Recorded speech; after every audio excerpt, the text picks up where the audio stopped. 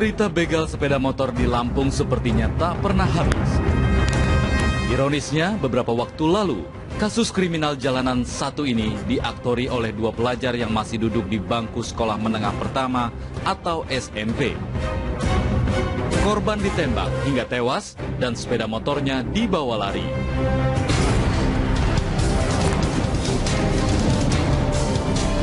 Dengan kecepatan tinggi, dua unit mobil milik tim khusus anti bandit atau TKAP Polres Lampung Tengah membelah jalan yang beralaskan tanah merah.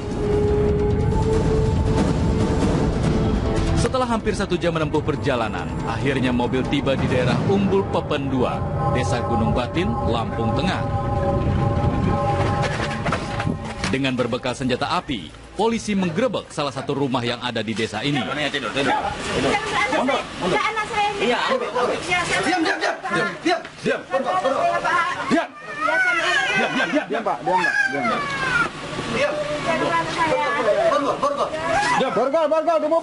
Seorang pria yang tidur nampak terkejut dengan kedatangan sejumlah polisi. Masuk.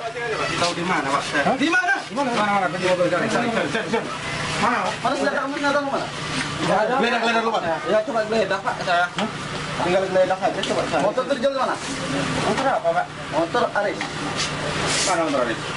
Dijual mana? Enggak tahu. Mana? Ambil. Di mana? Hah? Ada pasien mobil. Diam. Kunci motornya di mana? Kunci motornya. Motornya mana? Suasana nampak tegang ketika sejumlah warga mencoba mendekat ke arah rumah yang digerebek. Maju. Mana kunci motor? Diam semua. Mana ayam bangkok? BB-nya. Selanjutnya, rumah berukuran 6 x 12 meter persegi ini digeledah.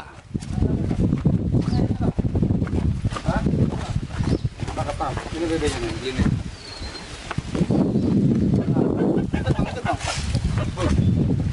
Dobrak rumahnya, nyari alat. Go. Dobrak. Mana? Pas nomor 1. Hah? Ada Weli. Weli sampai depan. Rumah ini ternyata tempat tinggal salah satu sindikat begal sepeda motor yang beberapa waktu lalu beraksi di wilayah Lampung Tengah. Mana? Pedang. Masuk. Hei.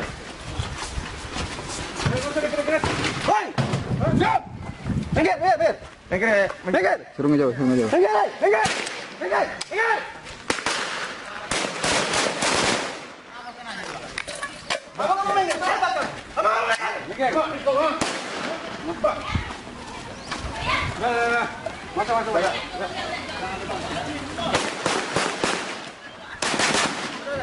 Leo, kita nanti menyerang sana. Itu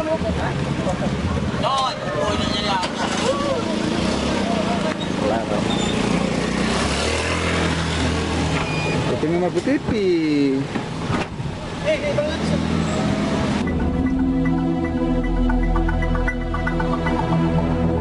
Inilah pria yang sebelumnya diringkus polisi di tempat tinggalnya. Namanya Joni. Ia ditangkap karena terlibat kasus pembegalan sepeda motor. Joni sendiri berperan sebagai orang yang menjual sepeda motor hasil begal kepada penadah. Seminggu sebelum ia ditangkap, Joni bersama kawannya Andi telah menjual sepeda motor hasil kejahatan dengan harga Rp2.200.000. Dan dari hasil penjualan sepeda motor itu, Joni hanya kebagian uang Rp50.000. Pertamanya, Pak, saya di rumah, Pak. Kurang lebih jam 6. Terus itu Andi datang, Pak, ke rumah. Kata si Andi, "John, ayo ikut saya. Kita main ke sana," katanya. Ya udah, saya ikut, Pak. Terus itu nggak taunya si Andi nyampe jalan, "Yuk ambil motor saya," katanya. Motor saya di situ. Terus itu saya jalan ikut dia ngambil motornya, Pak.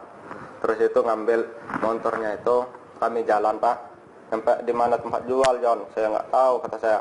"Yuk ikut saya," katanya. Ya udah, saya ikut aja, Pak. Terus itu nyampe rumah Pak Manap. si Andi ini masuk ke dalam Pak, saya disuruh nunggu di luar. Terus itu belum lama kemudian dia orang ngobrol-ngobrol Pak, si Andi ini keluar Pak. Terus itu dia ngasih saya duit 50.000. Terus itu dia ngajak pulang Pak. Kepada kami, Joni membantah kalau ia disebut sebagai jaringan begal sepeda motor. Karena saat itu, ia hanya membantu Andi, sahabatnya. Katanya, John ini motor hasil curian, katanya. Langsung saya bilang, saya nggak mau tahu apa-apa, pokoknya saya nggak mau ikutan, kata saya. Itu aja Pak.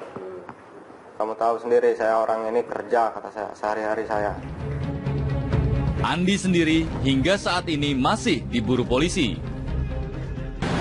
Untuk DPO-nya kita tekankan kepada anggota TKP saya untuk segera mengungkap dan menangkap pelakunya untuk segera disidik dan diajukan ke DPO untuk disidang.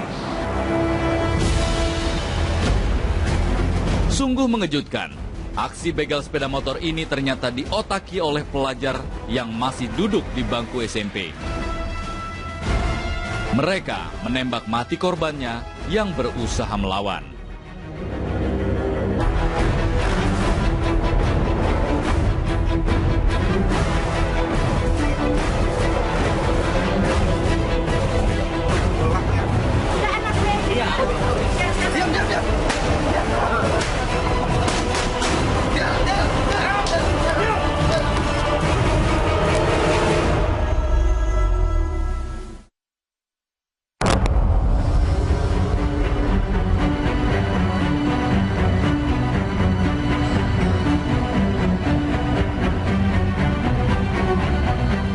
Sore itu, 29 Agustus 2015, Martino, warga Komplek Gria Madu, Jalan Dahlia 1, Yukum Jaya, Lampung Tengah, ditemukan tewas tergeletak di Jalan Terusan Nyunyai. Rupanya Martino jadi korban begal sepeda motor. Ia tewas setelah bagian lehernya ditembus timah panas hingga tembus ke bagian punggung.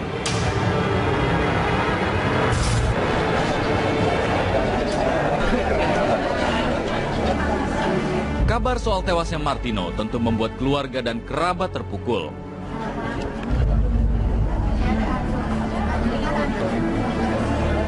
Mereka sama sekali tak menyangka kalau nasib Martino berakhir dengan cara yang cukup tragis. 17 hari wakil bisa mendoakan almarhum. Marilah kita panjatkan puji syukur. Usai disemayamkan, jenazah Martino kemudian dimakamkan di tempat pemakaman umum desa tempat tinggalnya. Keluarga, rekan, dan kerabat yang ikut dalam prosesi pemakaman larut dalam kesedihan.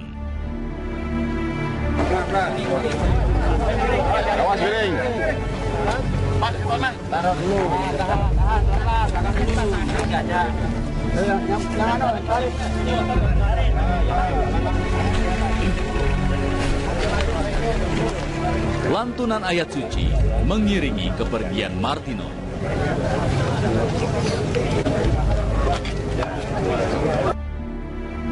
Martino pergi meninggalkan satu istri, 2 anak, dan seorang cucu. Karyawan sebuah perusahaan swasta di Lampung Tengah ini rencananya akan pensiun akhir bulan September ini.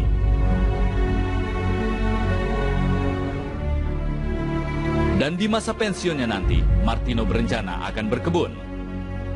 Namun Tuhan berkehendak lain. Ia tewas sebelum niatnya terwujud.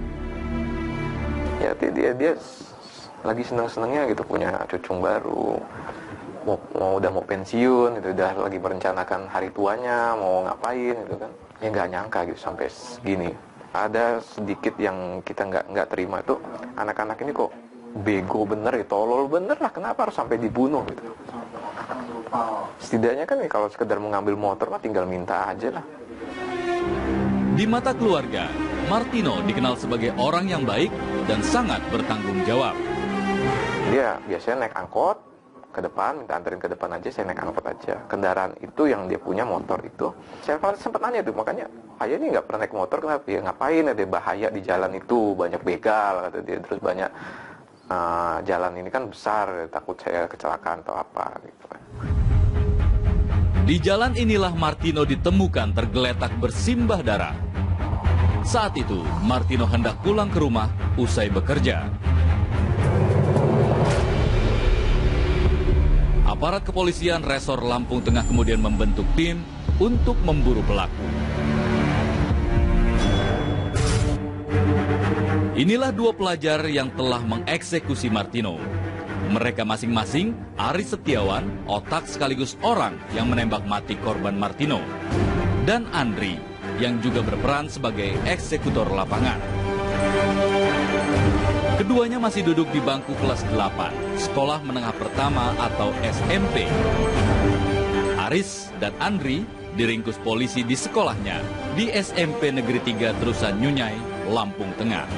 Untuk kronologis penangkapannya sendiri, memang kita lakukan terlebih dahulu penangkapan kepada kedua tersangka karena kita sudah mengamankan barang bukti yang memang itu milik tersangka dan sempat tersangka tinggalkan di TKP. Tersangka dari pagi sudah kita intai, kita tunggu tersangka pulang sekolah. Kita tidak mau mengingat hal yang lain karena bagaimanapun juga kedua tersangka ini adalah kategori di bawah umur. Jadi kita masih menghormati hak mereka. Tim menyingkap tabir sempat menemui dua tersangka yang kini ditahan di Mapolres Lampung Tengah. Kepada kami, Aris Setiawan mengakui kalau dirinya lah yang menembak korban. Pertama temu itu bapak itu, terus langsung dikejar. Udah tuh langsung dipepet Andre itu. Berhenti. Oh, sini motor kamu. Terus dia berhenti. Andre udah motor duluan. Terus saya ngomong, oh, sini motor kamu itu. Kamu nih, terus dia turun. Kamu ini lagi kecil udah begal-begal, kata dia. Terus dia udah melonjak itu udah. Baru ditembak. Siapa yang nembak? Saya, Pak.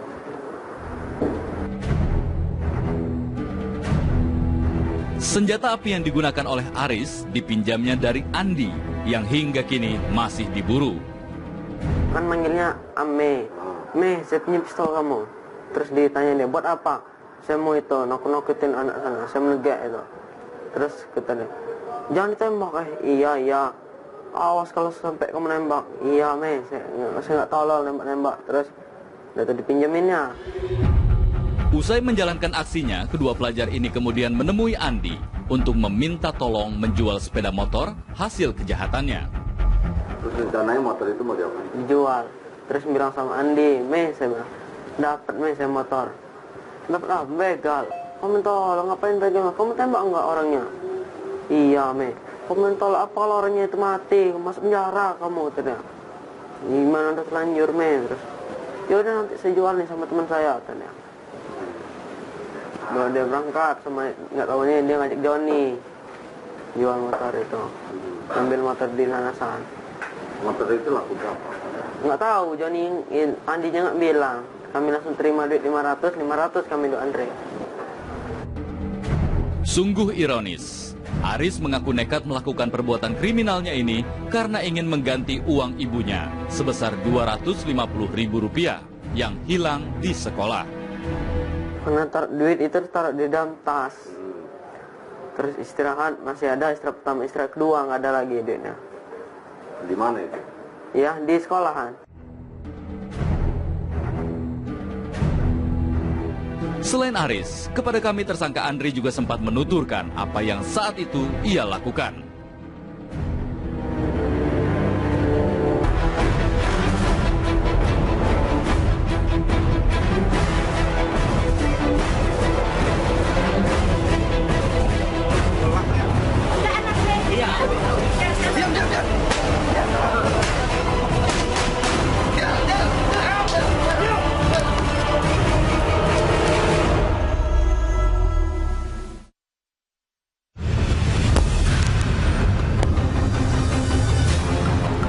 Aris Setiawan dan Andri memang sudah berbuat di luar batas kewajaran. Mereka telah menembak mati dan membawa lari sepeda motor milik Martino, warga Komplek Geria Madu, Jalan Dahlia 1, cukup tragis. 17 hari Wadih 6 bisa mendoakan almarhum. Marilah kita panjatkan puji syukur. Usai disemayamkan, jenazah Martino kemudian dimakamkan di tempat pemakaman umum desa tempat tinggalnya. Keluarga, rekan, dan kerabat yang ikut dalam prosesi pemakaman larut dalam kesedihan.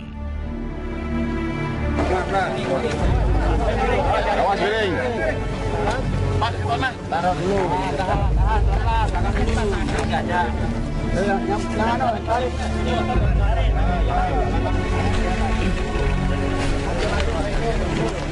Lantunan ayat suci mengiringi kepergian Martino.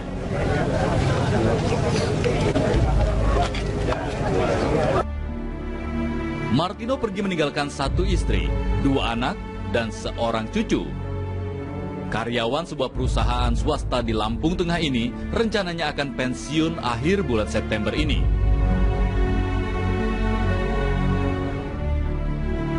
Dan di masa pensiunnya nanti, Martino berencana akan berkebun. Namun Tuhan berkehendak lain. Ia tewas sebelum niatnya terwujud. Ya dia lagi senang-senangnya gitu, punya cucu baru.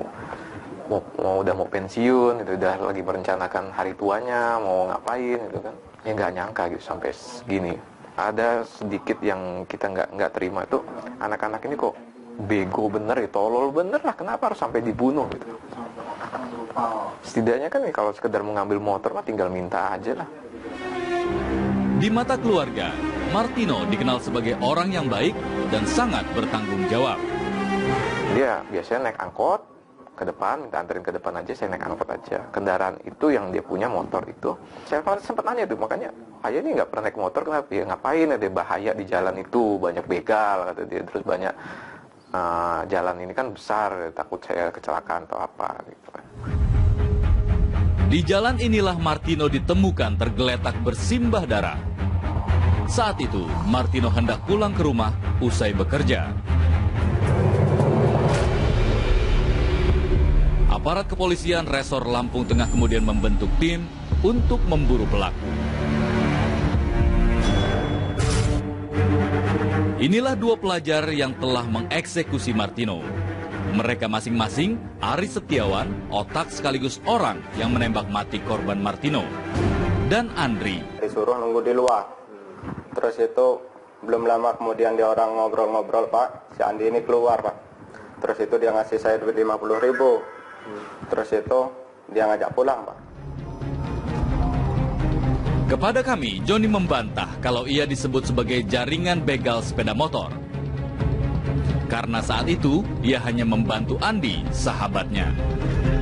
Katanya, John, ini motor hasil curian, katanya. Langsung saya bilang, saya nggak mau tahu apa-apa, pokoknya saya nggak mau ikutan, kata saya. Itu aja, Pak. Kamu tahu sendiri, saya orang ini kerja, kata saya, sehari-hari saya. Andi sendiri hingga saat ini masih diburu polisi.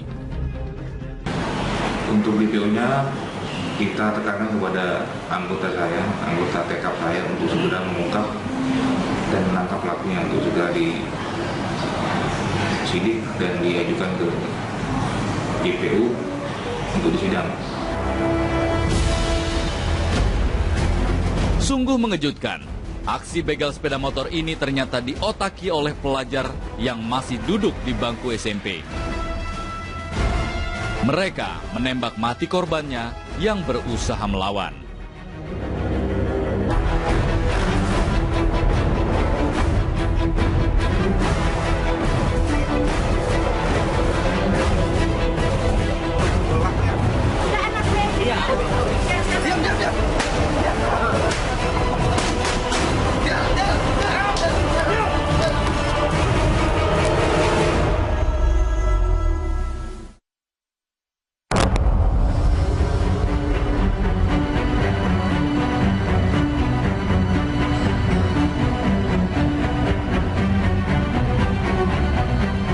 Sore itu, 29 Agustus 2015, Martino, warga Komplek Gria Madu, Jalan Dahlia 1, Yukum Jaya, Lampung Tengah, ditemukan tewas tergeletak di Jalan Terusan Nyunyai. Rupanya Martino jadi korban begal sepeda motor.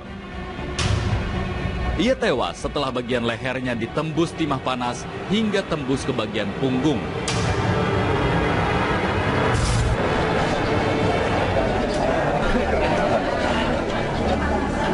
Kabar soal tewasnya Martino tentu membuat keluarga dan kerabat terpukul.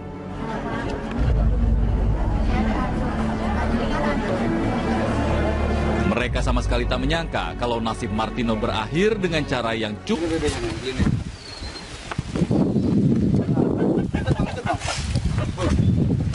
Dobrak rumahnya, nyari alat. Dobrak. Hah? Ada Weli. Sampai depan. Rumah ini ternyata tempat tinggal salah satu sindikat begal sepeda motor yang beberapa waktu lalu beraksi di wilayah Lampung Tengah. Mana pedang? Masuk. Hei.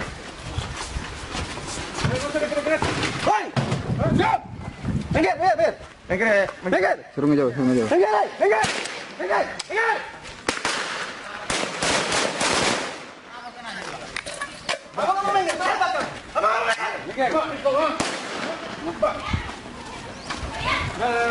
Masuk.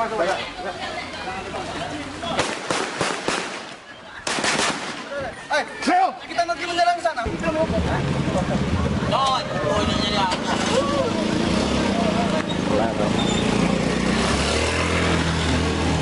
Itu memang TV.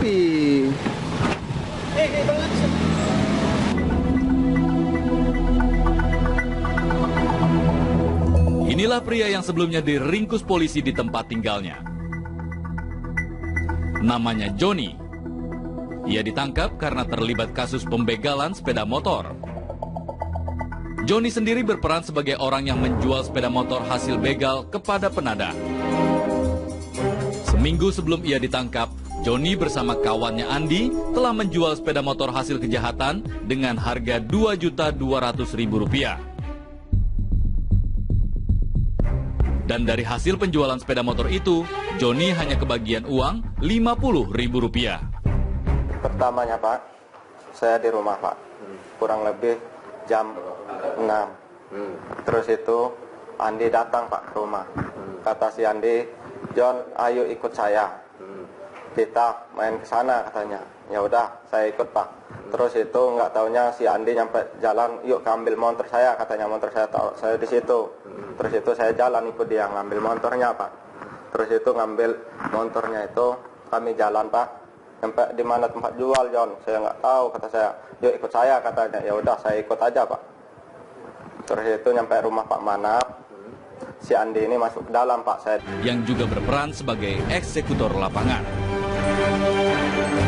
Keduanya masih duduk di bangku kelas 8, sekolah menengah pertama atau SMP. Aris dan Andri diringkus polisi di sekolahnya di SMP Negeri 3 Terusan Nyunyai, Lampung Tengah. Untuk kronologis penangkapannya sendiri, memang kita lakukan terlebih dahulu penangkapan kepada kedua tersangka karena kita sudah mengamankan barang bukti yang memang itu milik tersangka dan sempat tersangka tinggalkan di TKP. Tersangka dari pagi sudah kita intai, kita tunggu tersangka pulang sekolah. Kita tidak mau mengingat hal yang lain karena bagaimanapun juga kedua tersangka ini adalah kategori di bawah umur. Jadi kita masih menghormati hak mereka. Tim menyingkap tabir sempat menemui dua tersangka yang kini ditahan di Mapolres Lampung Tengah. Kepada kami, Aris Setiawan mengakui kalau dirinya lah yang menembak korban. Pertama temu itu bapak itu, terus langsung dikejar. Udah tuh langsung dipepet Andre itu. Berhenti. Oh sini motor kamu. Terus dia berhenti. Andre udah motor duluan. Terus saya ngomong, oh sini motor kamu itu. Kamu nih, terus dia turun. Kamu ini lagi kecil udah begal-begal kata dia. Terus dia udah melonjak itu udah. Baru ditembak. Siapa yang nembak? Saya Pak.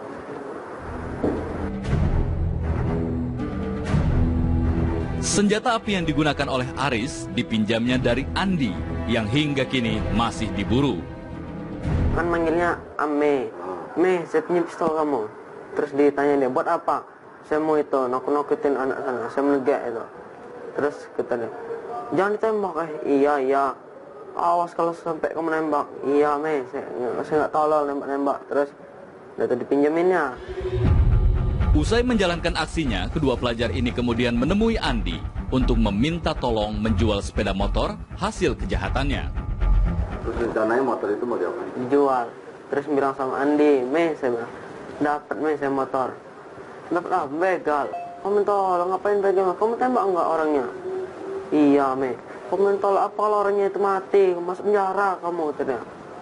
Gimana udah terlanjur, Me? Terus, yaudah nanti saya jual nih sama teman saya katanya. Baru dia berangkat sama.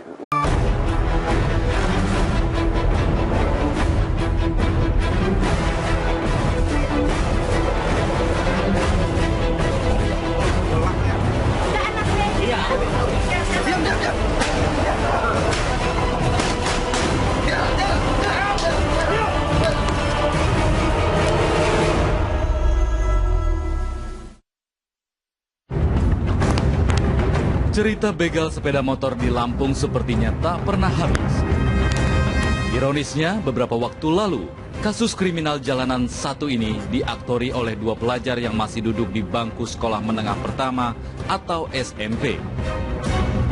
Korban ditembak hingga tewas dan sepeda motornya dibawa lari.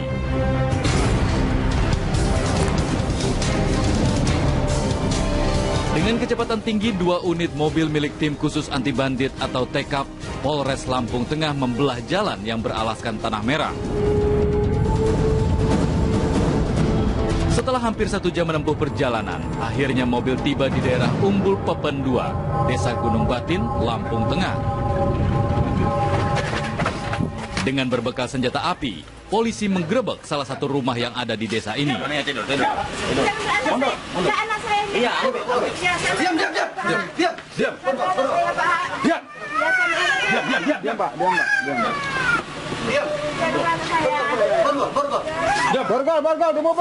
Seorang pria yang tidur nampak terkejut dengan kedatangan sejumlah polisi. Borgol. Masuk. Tahu di mana, Pak? Di mana? Mana? Kunci mobil sana. Mana? Mana senjata kamu mana? Geledah lu, Pak. Ya, coba geledah, Pak. Saya. Tinggal geledah aja, coba saya. Motor terjual di mana? Motor apa, Pak? Motor Aris. Mana motor Aris? Dijual mana? Enggak tahu. Mana? Ambil. Di mana? Hah? Ada pasien mobil. Diam. Kunci motornya di mana? Kunci motornya. Motornya mana? Suasana nampak tegang ketika sejumlah warga mencoba mendekat ke arah rumah yang digerebek. Mana? Mana kunci motor? Ya, semua. Mana ayam bangkok? BB-nya. Selanjutnya, rumah berukuran 6 x 12 meter persegi ini digeledah.